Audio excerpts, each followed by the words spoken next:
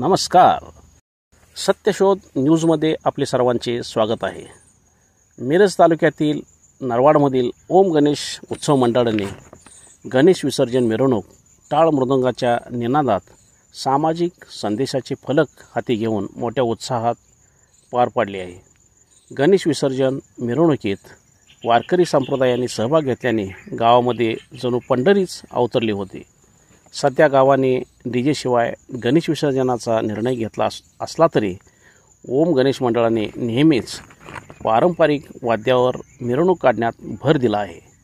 गणेश विसर्जन मिरवणुकीत लहानापासून थोरापर्यंत सर्वांनीच मोठ्या उत्साहात सहभाग घेतला होता.